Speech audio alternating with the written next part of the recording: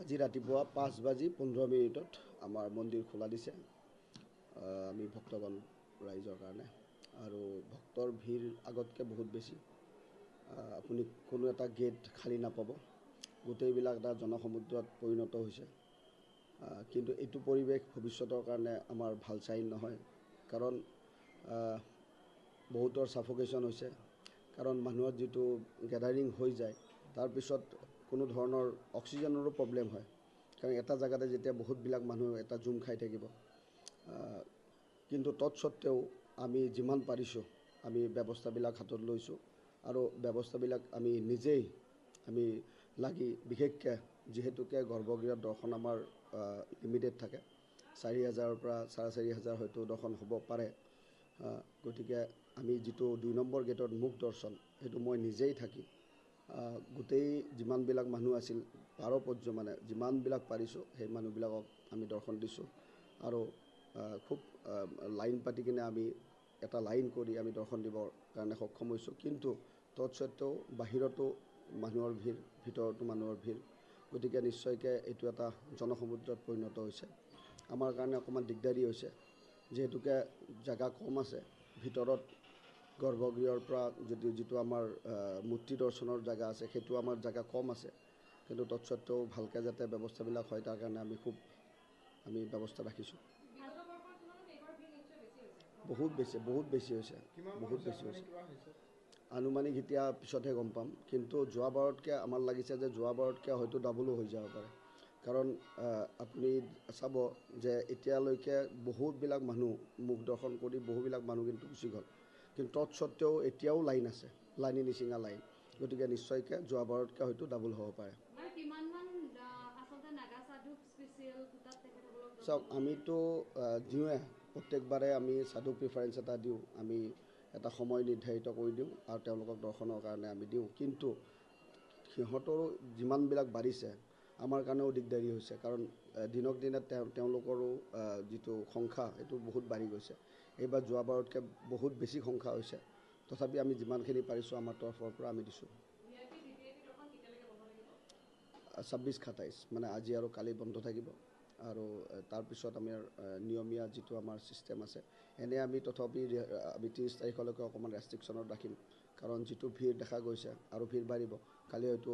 ভিৰটো থাকিবই এনেকৈয়ে থাকিব কাৰণ যিটো মুখ আমাৰ গৰ্ভগৃহত দৰ্শন আছে সেই দৰ্শনটো যিখিনি মানুহ পালে আৰু যিখিনি মানুহ ৰৈ গৈছে সেইখিনি হয়তো কালি টোকেন দি কিনে কালি আকৌ দৰ্শন কৰিব পাৰে গতিকে নিশ্চয়কৈ বেছি হৈছে মানুহ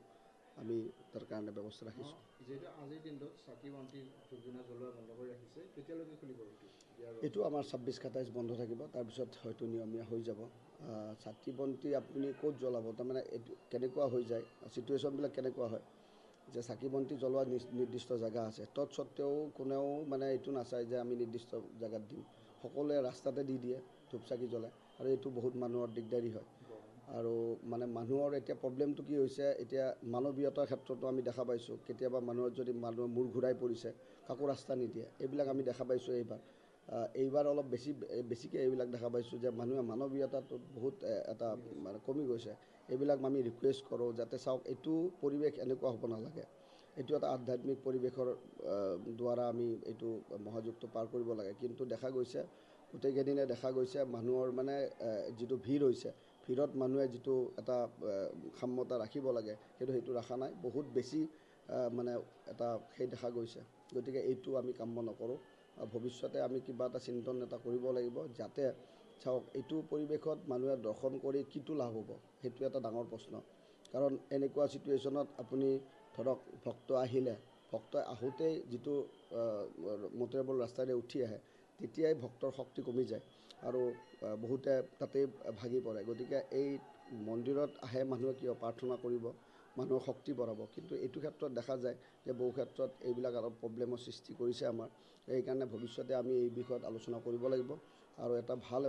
যাতে আমি এটা সলিউশ্যন পাওঁ তাৰ কাৰণে আমি চেষ্টা কৰিব লাগিব এতিয়াতো উপায় নাই যিহেতুকে এতিয়া শেষ হ'বৰ হ'লে আজিৰ দিনটো আৰু কালিৰ দিনটো আমি কৰিলে অলমষ্ট আমাৰ নিয়মীয়াটোৰ কাৰণে আহি যাব গতিকে আমি চেষ্টা কৰিম যাতে ভৱিষ্যতে আমি ভাল ইয়াৰ এটা ব্যৱস্থা ল'ব পাৰোঁ